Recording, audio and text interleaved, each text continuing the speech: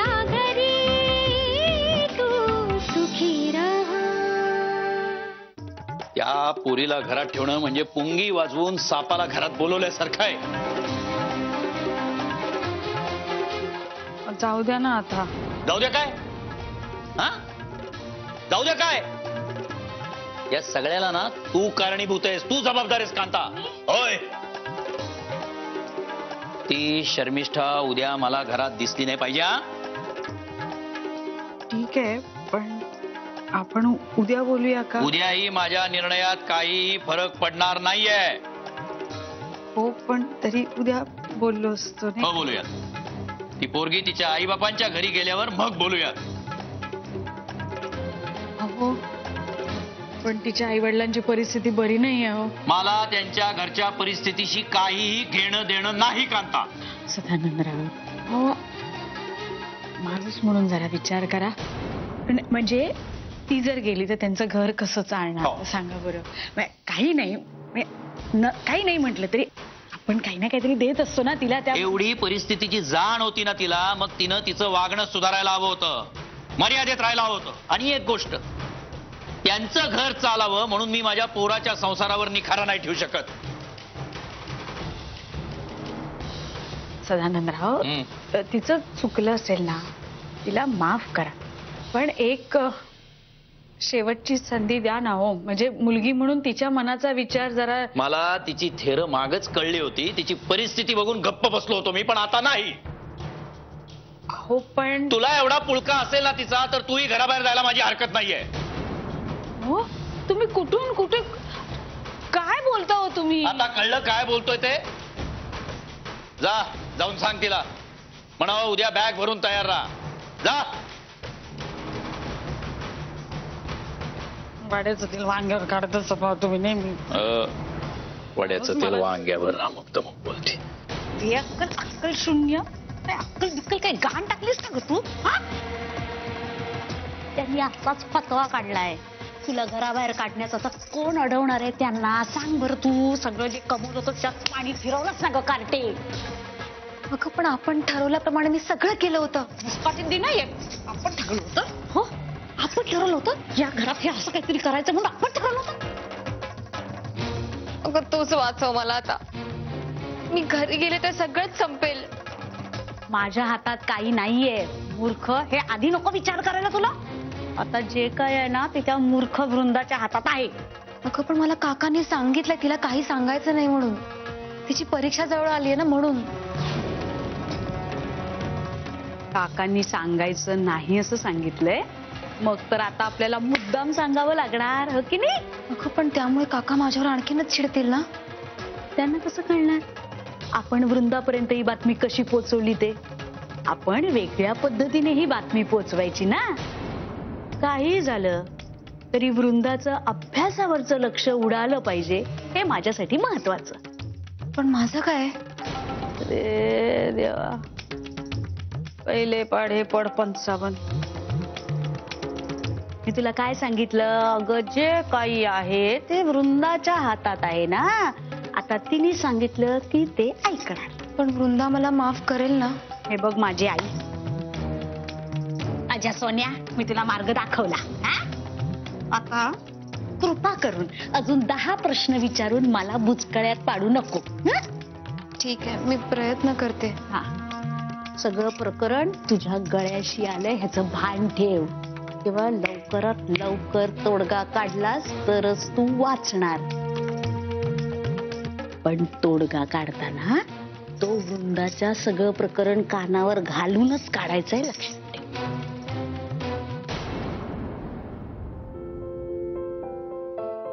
वृंदावेनी, मी ऐकलंय ते खरं आहे का? काय ग? बाबा शर्मिष्ठाला घराबाहेर काढणार आहेत. खरंय? हो, म्हणजे मी पण ऐकलंय, पण खरं खोटं मला माहित नाही. हे जर खरं असेल ना वृंदावेनी, तर बरोबर होत आहे. तुला माहितीये ती शर्मिष्ठा कसली लाईन मारते प्रसाद दादावर. काल माहितीये काय झालं? तिला प्रसाद दादाच्या बरोबर रिक्षातनं एकटा यायचं होतं. त्याच्यासाठी ती भांडली माझ्याशी. माहितीये का? माझ्या बरोबर काय रिक्षा टोचते का हिला? फार शहाणी आहे बरं का ती. अगं दे, मी नेऊन देते. अगं भाऊजी आणि सुवर्णा मी देते. अगं हे बघ, तसे आता आनंदीने येतात सगळी कामं तुझ्यावर पडतात, तेवढीच माझी तुला मदत. काय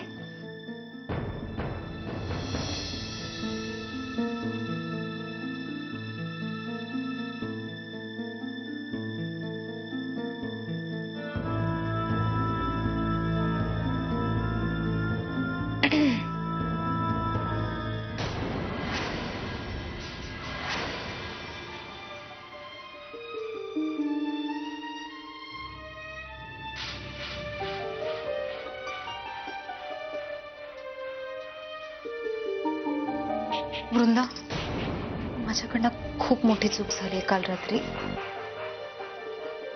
सगळं नकळतच घडलं ग. म्हणजे मला कळलंच नाही की मी असं का केलं. मग आता मला सांग की तू असं का केलंस. तुला नक्की कशाबद्दल बोलायचंय? मला सगळं कळलंय शर्मिष्ठा. प्रसाद माझा नवरा आहे, पण त्याआधी तो माझा सगळ्यात चांगला मित्र आहे. आमच्या दोघांमध्ये काहीही लपून राहत नाही आणि आम्ही एकमेकांना सगळं काही खरं खरं सांगू शकतो, इतकं घट्ट नातं आहे आमच्या. आणि मुळात असं काहीही करायला प्रसाद स्वतःहून पुढाकार घेणार नाही, ह्या गोष्टीची खात्री आहे मला. तुला राग येणं स्वाभाविकच आहे ग. नाही नाही शर्मिष्ठा, मला राग नाही आलाय, मला वाईट वाटलंय, कारण मी तुझ्याकडून ही अशी अपेक्षा केली नव्हती.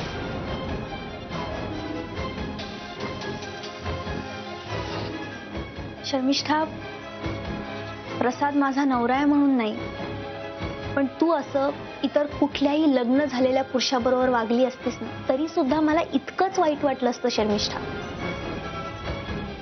काय कमी केलं ग तुझ्यासाठी? बोल ना, काय कमी केलं मी? तुला हॉटेलवर न्यायला प्रसाद टाळाटाळ करत होता, तरी सुद्धा मी तुझ्यासाठी शब्द टाकला आणि प्रसादला तसं करायला लावलं. तुम्ही इतके दिवस तिथे एकत्र असायचा, तरी सुद्धा मी तुझ्यावर कधीही संशय घेतला नाही. तुला नेहमी घरातली एक सदस्य म्हणूनच वागणूक दिली, पण तू हे असं वागून आमच्या सगळ्यांच्याच विश्वासाला खूप मोठा तडा दिलाय शर्मिष्ठा.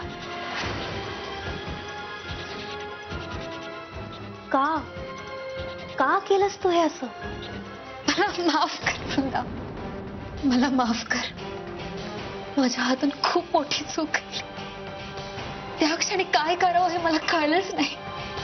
मला माफ कर, प्लीज मला माफ कर. शर्मिष्ठा, मी चांगली बायको आहे, मूर्ख बायको नाही.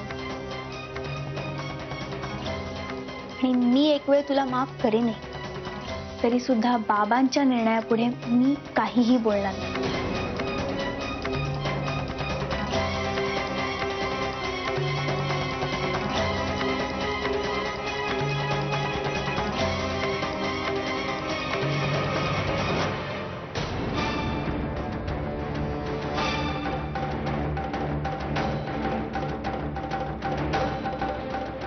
ताई, कसं वाटतंय आता तुला? बरं वाटतंय ना? हो, बरं वाटतंय. खरं तर आता मी पूर्णपणे बरी झाली. अगं मग तरी पण तू अशीच पडून का राहिलीयस? मला ना खूप भीती वाटते ग आईला खरं सांगायची की मी पूर्णपणे बरी झालीये. परत ती यांना हाकलून देईल. हे बघ, तुझं पुन्हा सुरू झालं. हे बघ, आता कुठलाही विचार करायचा नाही. तू पूर्ण बरी हो, मग बघू काय करायचं ते. तू आधी चहा पी चहा पी आधी, बरं वाटेल. ए, सगळे नवरा बायको असंच प्रेम करतात? काय माहित नाही. म्हणजे बघ ना, वृंदा बहिणी आणि प्रसाद दादा, वीर, आनंदी एकमेकांवर किती प्रेम करतात. आमचं सुद्धा एकमेकांवरती खूप प्रेम आहे, हो ना?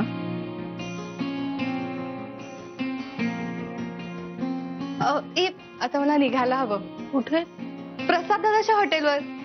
कालपासून मी पण जायला सुरुवात केली. तू काळजी घ्या स्वतःची. चल.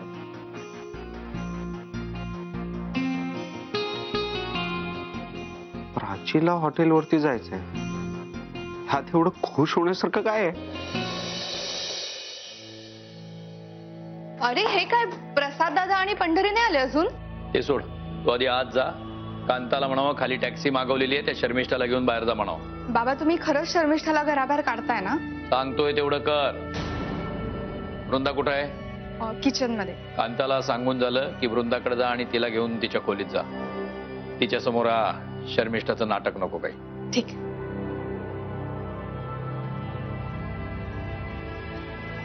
बाबा तू इथं काय करतेस? जा आत खोलीत जाऊन अभ्यासाला बस जा. बाबा मी पहाटेपर्यंत अभ्यासच करत होते. आता डोकं थोडं जड झालंय म्हणून बाहेर आले. डोकं दुखतंय का? मग जा ना जाऊन पड जरा. नाही नाही डोकं नाही दुखत आहे, पण प्रसाद एकदा हॉटेलला गेला ना की मग मी पण जाऊन विश्रांती घेते.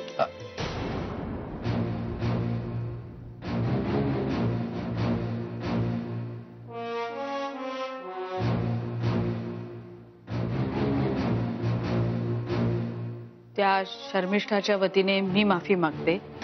आपण या विषयावर नंतर बोलू. नंतर म्हणजे उगाच विषय लांबणीवर टाकण्यात काहीच अर्थ नाहीये ना. जर का तिचा दोष आहे असं वाटत असेल तर मग आपल्या मुलाचाही दोष आहे की नाही एकदा बघायला पाहिजे. आपण या विषयावर नंतर बोलू सांगितलं ना. हे नंतर नको, आत्ताच बोलूया. प्रसादच्या मनात काय ते एकदा कळायला हवं ना. त्यांनी बोट पुढे केल्याशिवाय ही कशाला हात धरायला जाईल, नाही का? आणि जर आपला मुलगा आहे म्हणून आपण त्याच्यावर विश्वास दाखवत असू तर ही सुद्धा कोणाची तरी मुलगी आहे म्हणून हिच्यावर सुद्धा विश्वास दाखवायला पाहिजे, नाही का? आई, तुम्हाला तुमच्या मुलावर विश्वास आहे की नाही हे मला माहित नाही, पण मला माझ्या नवऱ्यावर पूर्ण विश्वास आहे. आणि ह्या सगळ्या गोष्टीत प्रसादने तिला अजिबात एनकरेज केलेलं नाहीये. ह्या गोष्टीची खात्री एक आई म्हणून तुम्हाला जरी नसली तरी एक बायको म्हणून मला आहे. बाबा, मला माहितीये की माझ्या समोर हा विषय बोलायचा तुम्ही टाळत होतात, पण प्रसाद माझ्यापासून काहीच लपत नाही बाबा. त्यांनी मला सगळं खरं खरं सांगून टाकलं. काय सांगितलं? की ती पोरगी येऊन त्याच्या गळ्यात पडली, ती शर्मिष्ठा? हो. आणि वृंदाने विश्वास ठेवला कारण तेच खरं आहे.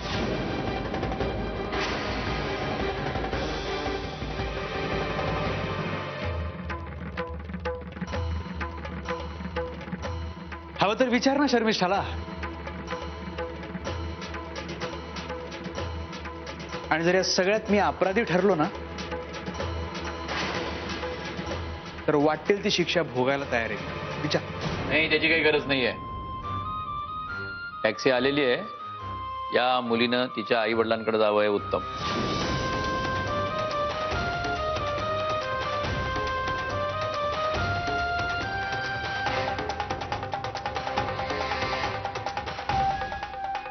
मी तुझ्यावर संशय नाही घेते.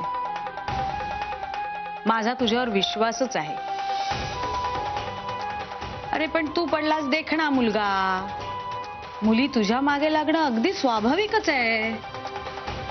हेच जर माझ्या पाठीमागे बोलली असतीस ना तर खरंच आनंद झाला असता मला. तुझ्या पाठीमागे सुद्धा मी हेच बोलते. विचार हवं ते.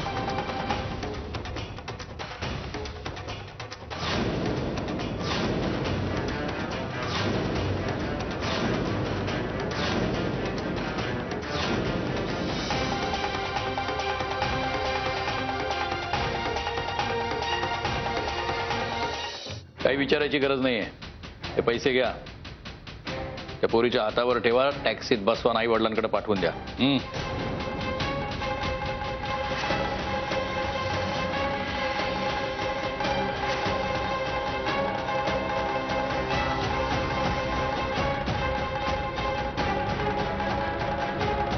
कांता, तिची बॅग उचल आणि बाहेर जा. वृंदाची परीक्षा आहे, तिचा अभ्यास व्हायला हवाय. लवकर आवरा सगळं.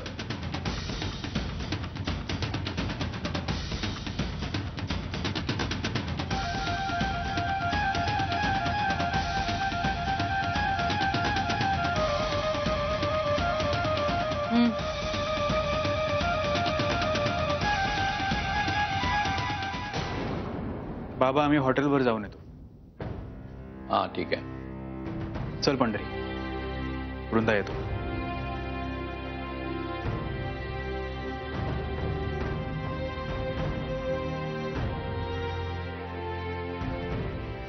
वृंदा, आता अभ्यास एके अभ्यास हा.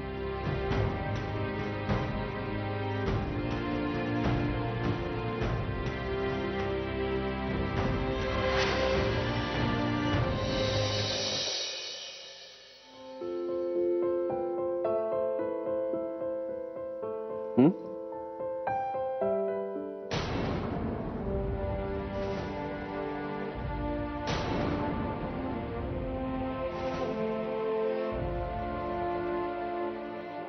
कशी आहे तुझी तब्येत? तू यांना घराबाहेर काढू नकोस. मी तुझे हात जोडते, पाया पडते. प्लीज यांना माफ कर. या फुकट्याने माझा विश्वासघात केलाय. मला माझ्याच घरातनं बाहेर हाकलून लावायची पाळी त्याने माझ्यावर आणली. आता तूच मला सांग, का करायचं मी या माणसाला माफ? पण सासूबाई, घराच्या बाहेर काढणं हा माझा हेतू नव्हता. पण मी काय करणार? तो पक्याबाई आला आणि त्याने सगळं प्रसादला सांगितलं. मग माझी गोची झाली ना. मग मला सगळं सांगावं लागलं नाईलाज असतं. आता तू सांग, यांचं काय चुकलं?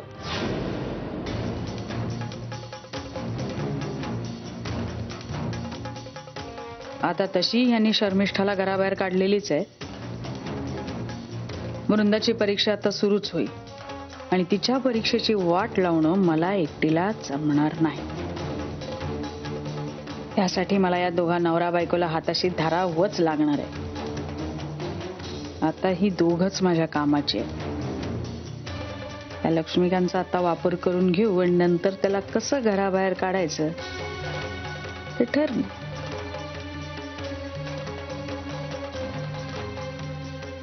आई, मला माहिती तुझ्या मनात काय चाललंय. काय? त्यांना एक संधी दिली पाहिजे. वाटलंच तर हे तुझी माफी मागतील. मी हात जोडतो, मला माफ करा. अहो, नुसते हात जोडून माफी मागू नका, पाया पडून माफी मागा. सासूबाई, मी तुमच्या पाया पडतो, मला माफ करा प्लीज. बघितलं ताई, ते तुझी एवढी माफी मागतायत. प्लीज त्यांना माफ कर ना, प्लीज. आता सुवर्णा एवढं म्हणते तरी